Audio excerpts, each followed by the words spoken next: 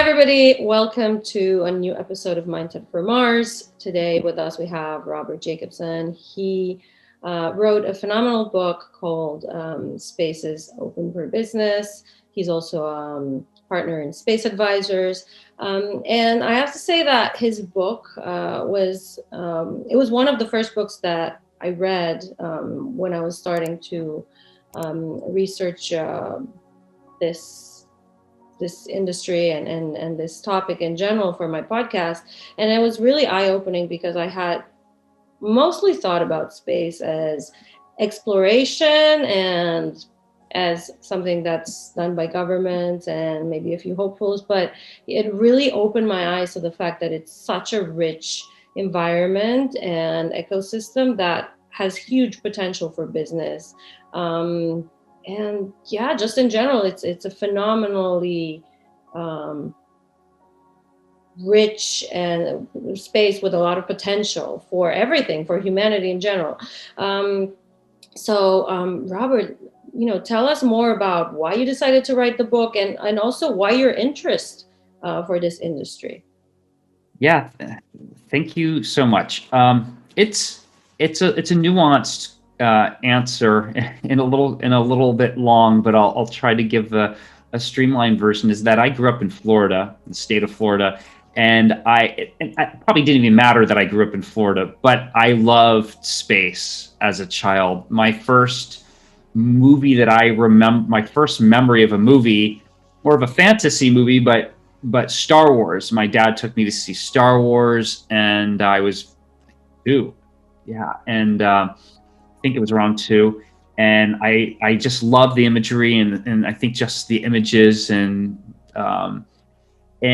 I started having many dreams about space when I was young. Even before I saw like some of the real stuff, it was just kind of like a little bit like fantasy, whatever a child is imagining with the few bits of photographs or whatever you're exposed to, and it kind of gets mixed up into this to this kind of soup of your mind and fantasy and but it inspired. But as as you grow up, that can become, those dreams can become like a reality.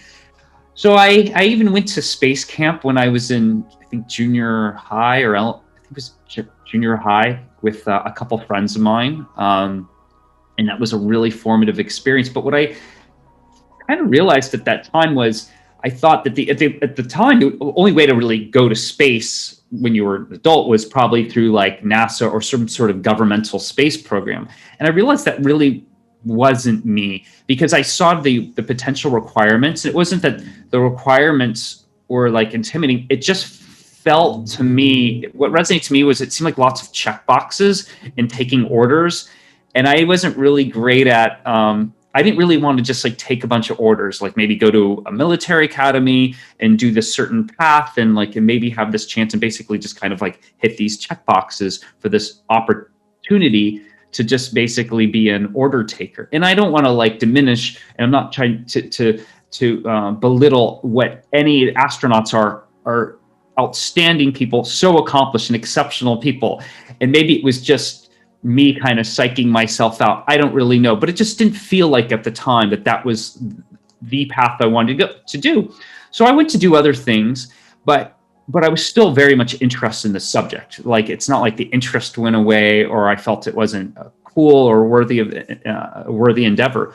And then the early 2000s came around, and a guy by the name of Peter Diamandis had been going around and trying to promote this concept of the X Prize. At which I said, okay, this is kind of cool, and seems worth paying attention to, because maybe this might be another opportunity for, maybe it's going to be the commercial sector or the private sector that might help open up this area. And when the first real, and some might argue the only real competitor, which was Scaled Composites, led by Burt Rutan, was going to fly, I said, I need to be there. And they did, the first flight was at the Mojave Airport. It wasn't the spaceport yet. It was what's known as the pre-competition flight. And the competition basically stated that you have to get to the edge of space, which it's not a technical boundary, but the generally accepted boundary by the global community is 100 kilometers above sea level, which is about 62 miles above sea level, is the edge of space. It's called the Kármán line, named after a guy named von Kármán. And so the rules were have a privately funded vehicle that would be flown by a human, and I have the equivalent weight to, I think, 2 or 3 humans, and it would fly to the edge of space and return and be able to do that twice within about a 2-week period. So they ended up winning the competition in October 4th, 2004.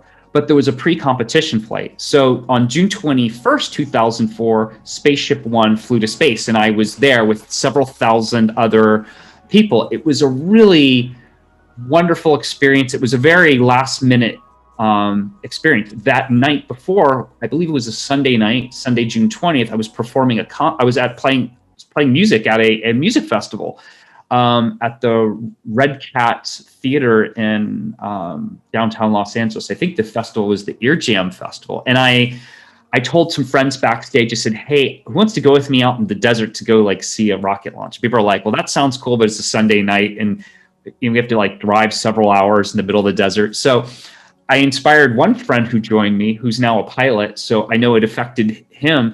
And it was just an amazing experience. And this is before Facebook and Twitter, and nobody's it's just a very organic thing. There were just people who kind of showed up at a place expecting to see something happen. Spaceship One flew to space, and I was just literally transformed. And I started going out for several weekends after that event to the Mojave Airport just to kind of start learning. I ended up finding out that I could learn more back in Los Angeles, because the airport was really more of a Monday to Friday operation. And there's a very rich aerospace legacy in Southern California. And that inspired me to start orienting my own life towards something that would be either space enabled or participatory. And I didn't really know what. There was huge unknowns, and there was a lot of information opacity. It wasn't like things were very available. And I just started doing my own research, and that led me on this journey. But fast forwarding to many years after being involved in the sector, I wanted to write a book that would be, kind of like a manual. It was almost like writing it for myself. Like if I were entering something as a blank slate and I needed to understand what a 360 degree vantage point to the pros and cons, the risks, the rewards to this industry, had a lot of different viewpoints. It was, very positive, but also objective. That was a bit reason why I wrote this book, was to share that,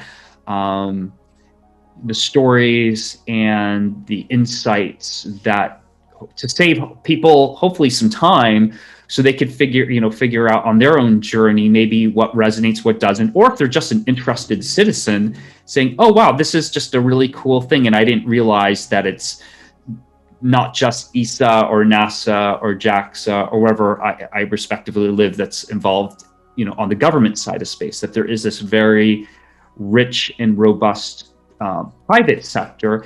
And in the title, when I say space is open for business, I use the word business very broadly. It's even like the word space. Although space is the destination, it's an enabler, which I describe quite a bit in the book. And business is the same way. You can be a creative, an artist, a maker, and you can think entrepreneurially, even if you don't think of yourself as like a business person. So I try to think of these things as just sort of enabling words, and you don't have to feel. So if somebody feels intimidated by the word business, it's much broader than that.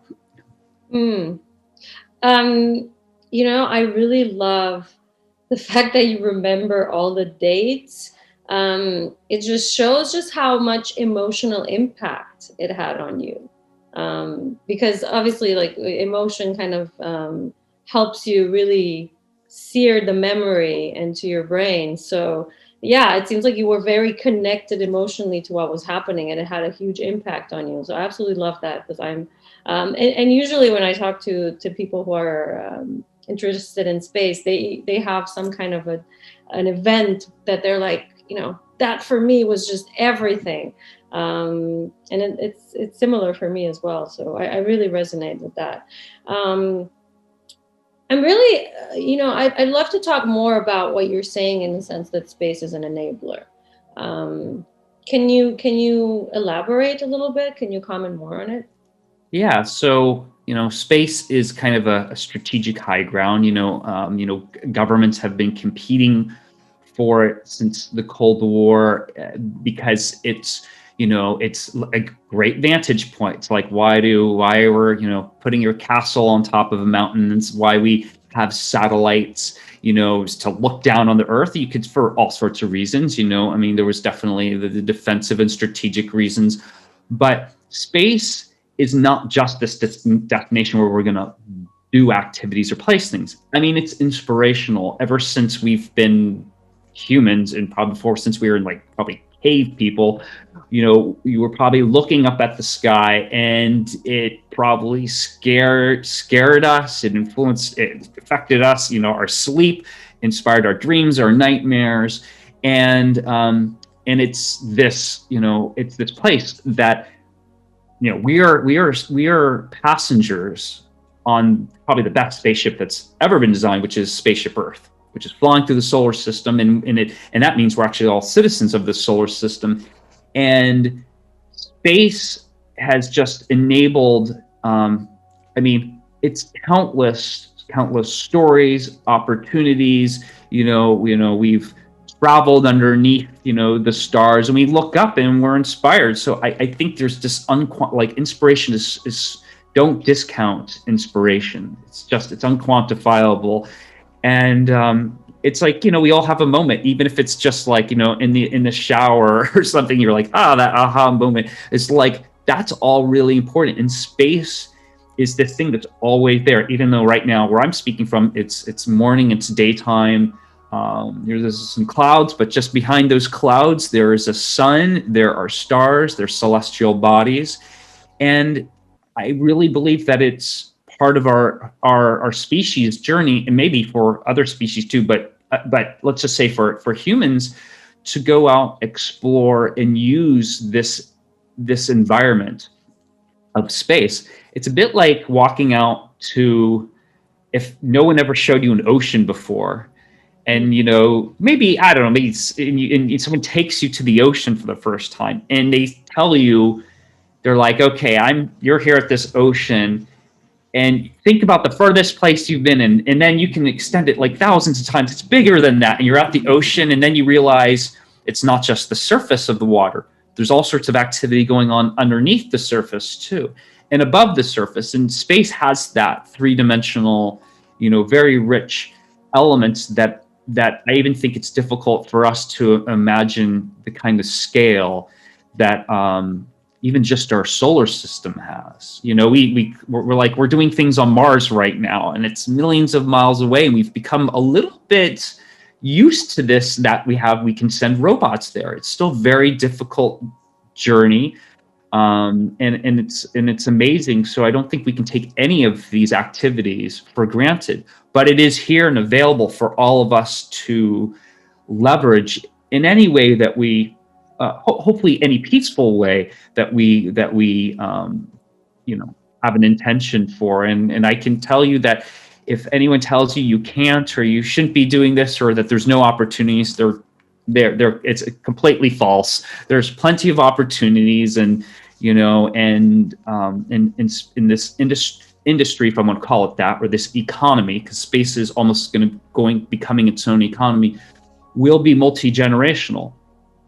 And I assure you that this is going to go for as long as we're around and existing. It's going to be multi-generational, and we'll find all sorts of new ways to use it, and to do all the things we do on Earth. Eventually, we'll probably be doing out in space in similar and very different ways. So hopefully that very Probably, that's kind of how I think about things as being an enabler. I love that. And I love that you talked about the scale because one of the chapters in your book is called "The Space Can Do Quadrillions." And that, wow, that is scale. I mean, you basically say Earth is not capable of that kind of the size of an economy, but space is. And I'd really like to talk more about it. Yeah, yeah, and that was a tribute. My friend Hoyt Davidson, he wrote to me, or he wrote in an interview that we did. Sometimes the memories sometimes get mixed up. So I always want to properly attribute things, but I'm pretty sure it was like a conversation we were having as part of my book research. Hoyt brought it up. He's like, well, I think he specifically said space can do quadrillion, and I sort of elaborated and added made it plural. But the idea is that humanity has never done anything in that type of scale. We sometimes hear the word trillions for things like debt or national debts and stuff like that. But when you start taking in the potential resources and availability of things in the solar system, you could get into that. And I'm not even advocating for that, like, that we're just going to go and strip mine the solar system and take everything, because that would just be foolish. And I actually do share in the book that there were some researchers who did a paper on how much of the solar system we should leave as what is described as wilderness, call it untouched, undeveloped, underutilized, and that there is still, even at the suggested amount that we'll leave as wilderness, there's plenty of room for us to take resources and use them. And so for those who are thinking, oh gosh, are we just going to like tear up the entire moon? We'll have nothing left of the moon. There's actually there's sort of plenty, but we do have to start thinking about like what is the smart allocation, and what's the sustainable approach. And sometimes I think some businesses they're not necessarily thinking about that because they're just trying to figure out some of the technology. But I think over time, for those who are concerned, these things will be put into place. It's just, I don't think it's going to be a complete free for all in terms of the exploitation of the resources in the solar system. Right. I mean, there's this really cool series on Netflix that's called Mars, and they explore some of these issues, especially the issue of how are we going to regulate these new spaces that open up. Who do they belong to? How do you impose regulations there? I think it's a fantastic topic that we really have to think about, because if we look at how we've behaved in the past, in terms of exploring new spaces, the track record isn't that great. And usually people who are willing to take phenomenal risks to explore extremely dangerous places do so. I mean, I don't want to generalize here, of course, and project on people, but I think usually with the appetite for risk also comes kind of maybe recklessness, I'm going to call it. And also, if you put so many resources into something so risky, then you're maybe willing to overlook some of the more ethical considerations of it. So that's definitely something that is important to consider about space, because if we're going to behave with it the same way we behave regarding Earth, then that's that's not very good. That's not the ambassadors that we want to become. And I think it's such a great mirror as well, to look back at Earth and see, wait, how did we behave? How did we treat this amazing spaceship that's carrying all of us? So yeah, I really like that you brought that up. I actually want to go more into depth in, the the opportunities, like the actual specific opportunities. How do you see this industry developing? What are some of the things that we could expect in the future? Like I was reading the other day that they're planning to open a hotel in space, with some gravity because it's spinning, and they want to maybe lease some of the spaces to for research and for kind of permanent for sort of permanent settlement. And I thought that was an amazing idea. What other things do you think we'll be looking at in the near future? So, well, there's different, you can break the area, the space sector down to a number of different verticals and go to a few of them. Like when I talked about the Mojave Air and Spaceport, where I saw Spaceship One fly, it's very much kind of a research and research and prototyping place. There's some light manufacturing of going on there.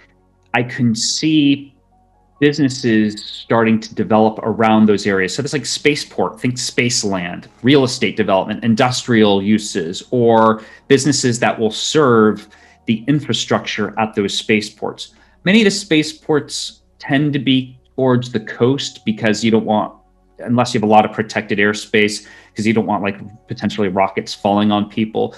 But we might see some more inland spaceports emerge.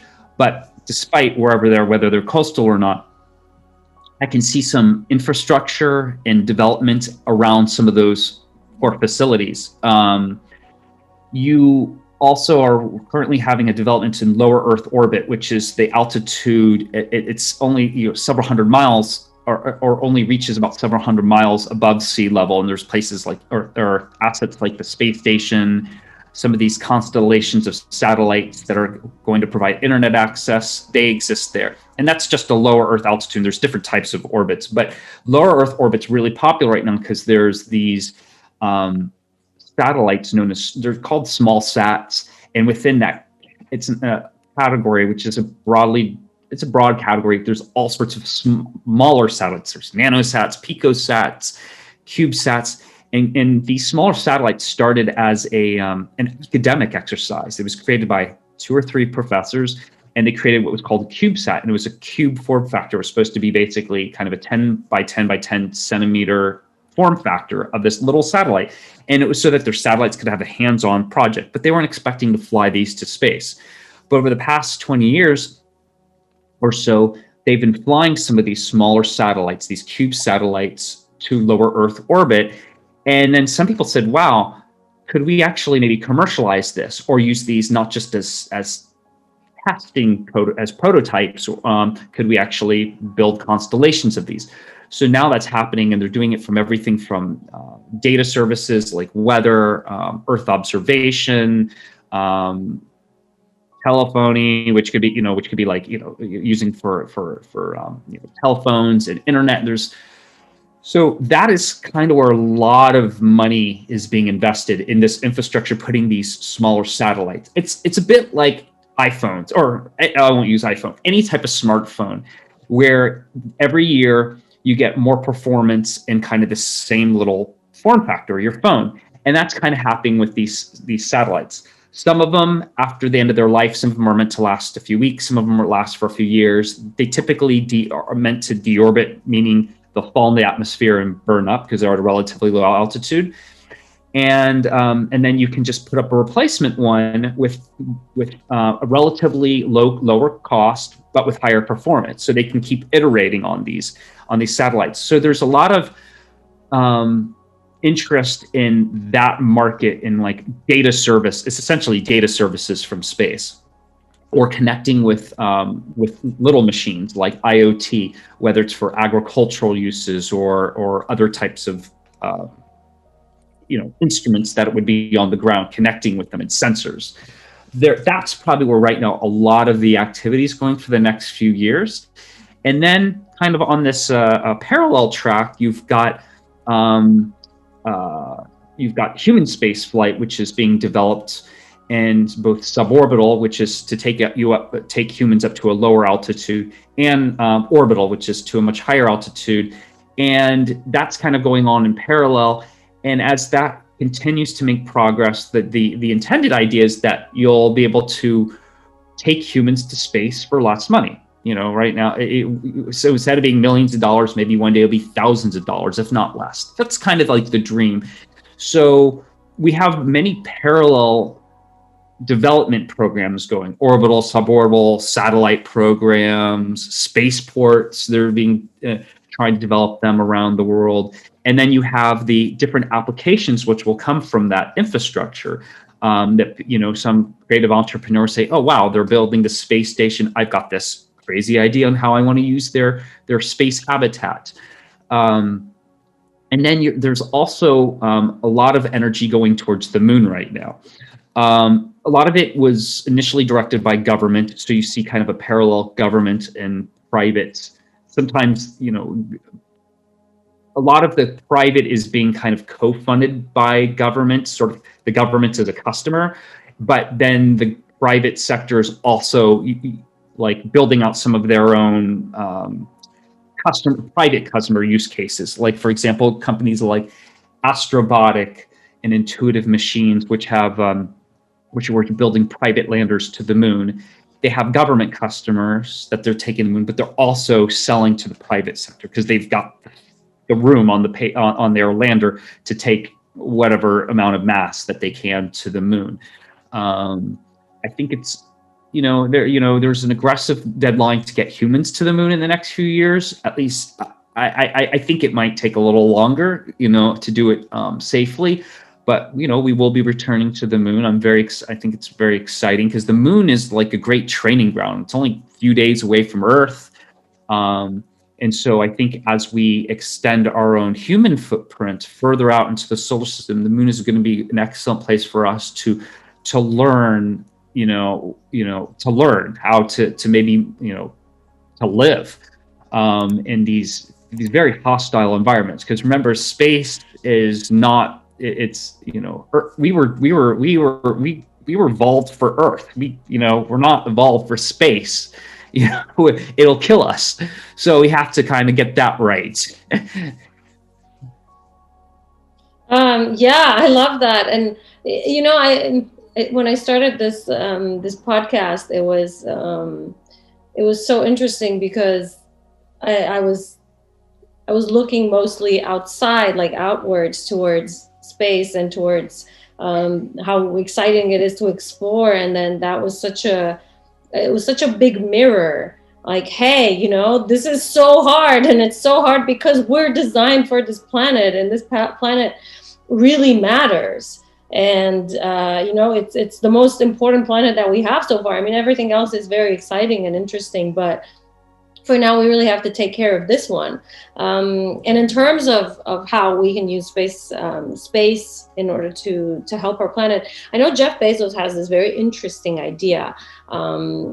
He was kind of scoffing at the idea of colonizing Mars and saying, well, that's like go and live in the Arctic for a few weeks, and that you'll realize that that's a Garden of Eden compared to Mars, and it's still the most horrendous place on Earth, the most hostile. So we better reconsider what we do with this planet. And his idea would be that we would take most heavy industry out into space, and keep the Earth as a residential and industry light place, which I thought was a really, really interesting idea.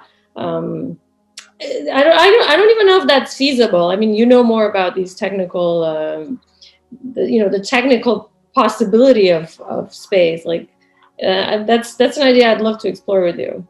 Sure. So, I think there's arguments on both sides. There's a lot of gray in this, but there was so Jeff Bezos was highly influenced by a book. And author of the book is The High Frontier by Professor Gerard K. O'Neill. And there's a documentary coming out this year about his life. He was a Princeton professor, and he was talking to, and he was like, I guess, trying to think about how to. It was like 1969, and he was trying to think about how to engage with his students. You had like Vietnam War and space and all this type of stuff going on.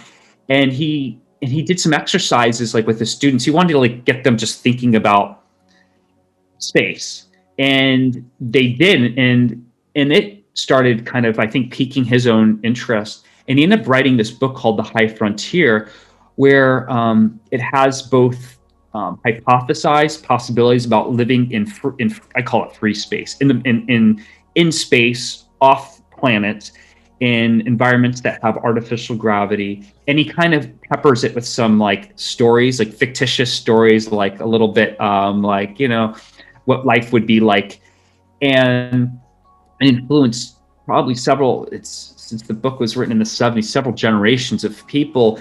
And this idea is that you could build these villages, cities in space, and you could take so many things that we have on Earth, trees and parks and and put them in these environments, because basically they're rotating and they have artificial gravity. And you would start, and he's also a big proponent of taking energy from the greatest nuclear reactor that we currently know of in our solar system, which is our sun, and really harnessing that for both in space use and even potentially using it for energy on Earth, where because you'll basically transmit it from space and basically get higher use of the sun. And that book was definitely super influential to Jeff and to many others. There was a group that I'm a part of that I was a former board member of, called the Space Frontier Foundation. And the founders of it were super influenced by this. On the other hand, you have some of the people who I highly respect, like Robert Zubrin, who's very strong proponent for Mars, and he gives reasons why that it's energy intensive, or that's going to be very that it's not very efficient or optimal to build these huge structures in space. I suspect we're going to see experimentation and some construction, early development in both areas, or maybe in the moon, on Mars, and in space, and some of the Lagrange points. These are these places, optimal places to put some of these structures, maybe between the Earth and the moon, for several reasons. Because there's some people just going to want to go to Mars because it's like the rebel approach. We don't care if we have to live underground, or we don't care. We're just going to do it, and cool, all the power to them. And those in free space they might be ones who want to be, a little bit closer to Earth. They want to live in or work and live in 1G, because we don't really know really long term how we can thrive in anything besides 1G. We don't really know, can we have children? There's all sorts of unanswered questions about anything more or less than one Earth gravity. So I think we'll see this, parallel things. It's not either or, and I think they'll learn from each other.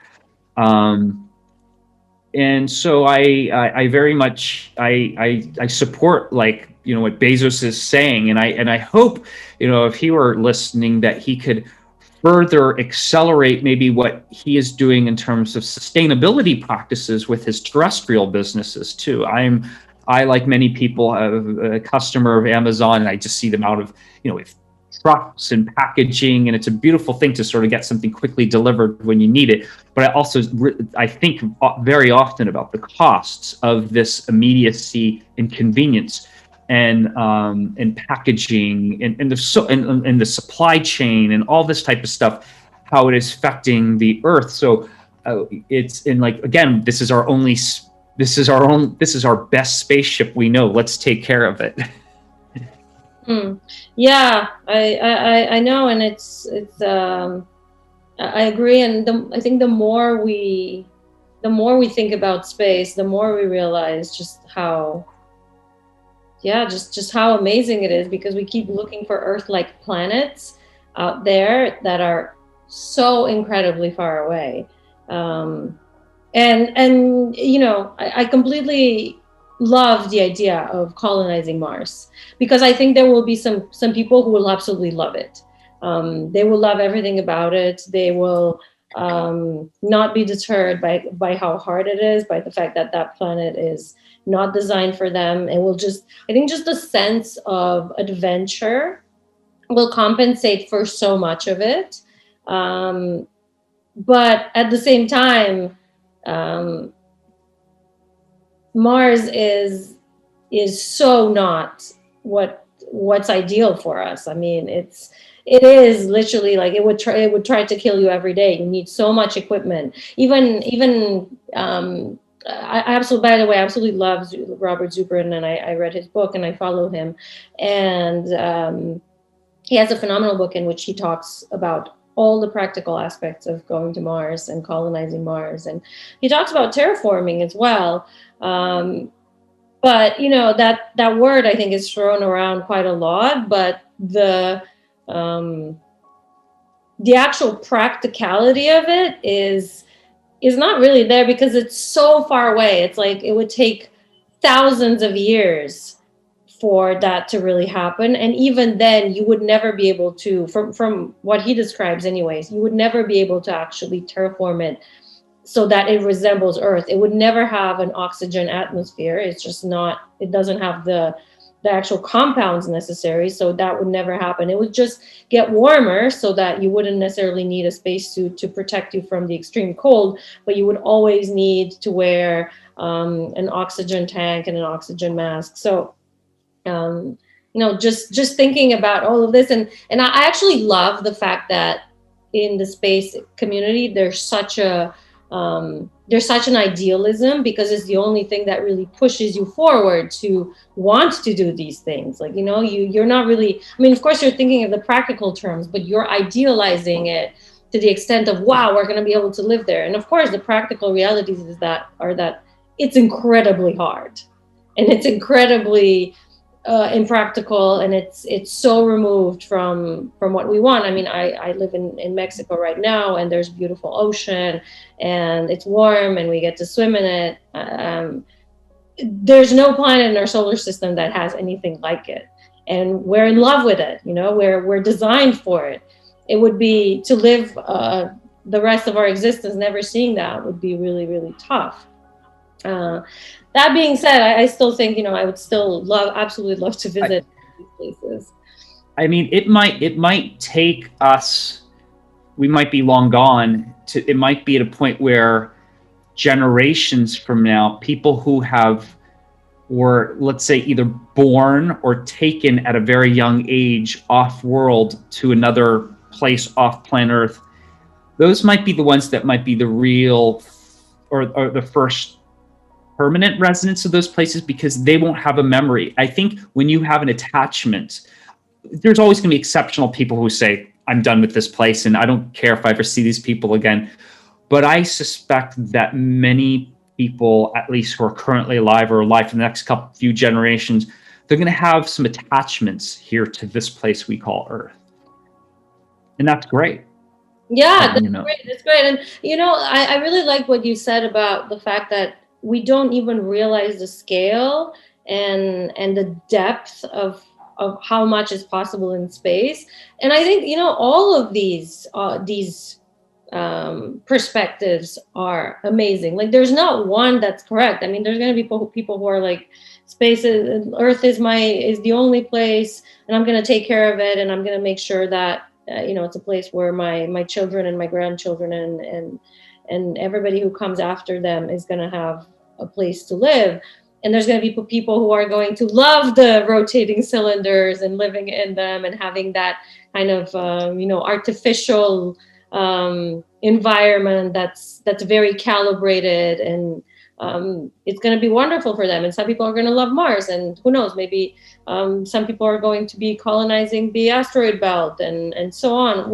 I mean, I just love, and I think that's when you start to see the scale that you were talking about, is that you go from this one ball that contains all of us, and you just expand outwards, and it's like, okay, it's just like kind of infinite possibilities. And that's why I love sci-fi so much. It's because there you get to see the potential scale. I mean, I grew up reading Isaac Asimov, and he talks about a future in which the whole galaxy is colonized by humans, which I think is phenomenal.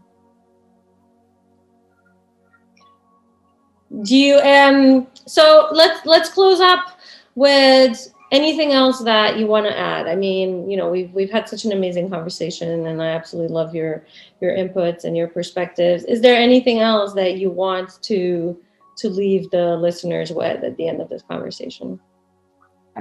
I would say there's probably no better time to be alive, despite all of the exceptional challenges that exist for us. And there's definitely tremendous hardships that people all around the world are facing. But space could be a helpful enabling factor that could help us see part of the way through this.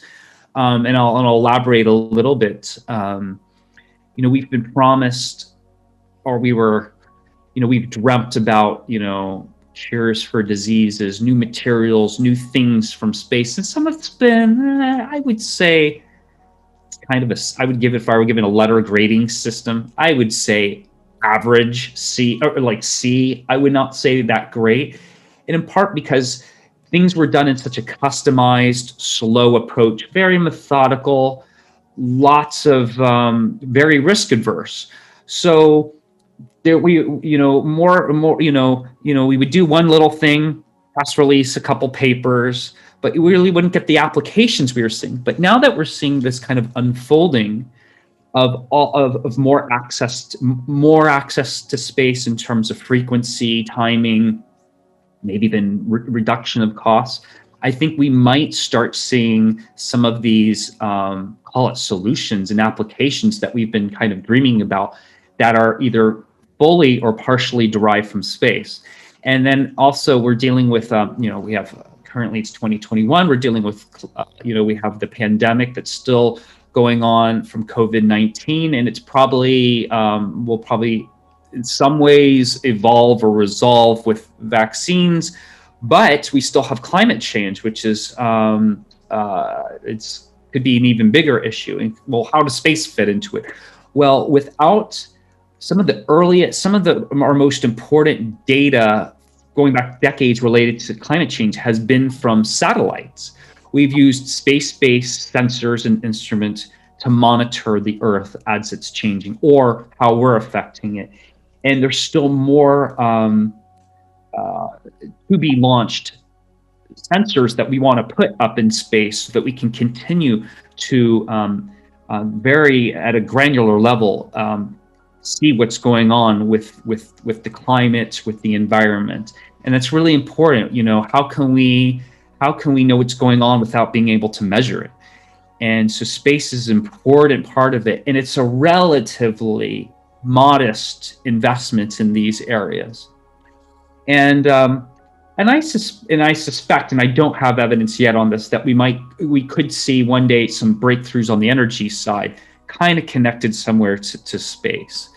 I don't know exactly what that would look like. I don't even want to guess, but I suspect that could be another area, because we do need, we need energy. Jeff Bezos talks about this a lot, that, if we lived in a more deprived energy state of being, it would, and who are we to be able to tell other countries less fortunate than the one that I'm a member of, that they should have access to energy. So I think, developing lower cost energy is a great thing, and that benefits us Earth and space. And so that I think that if there's somebody who wants to tackle an issue, start thinking about like the connections between energy and space, or how to derive energy, whether it's from different nuclear sources, solar, etc.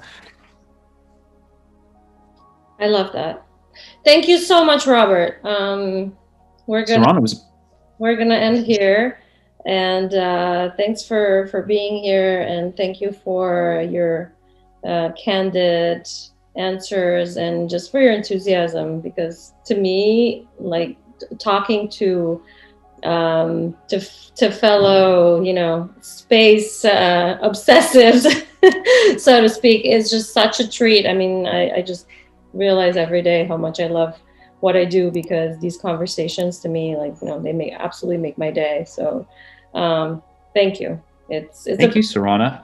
And for me too. Thank you so much, Robert, for joining. Yeah, I appreciate it, Sarana. Thank you for having me today. Amazing. Bye. Take care.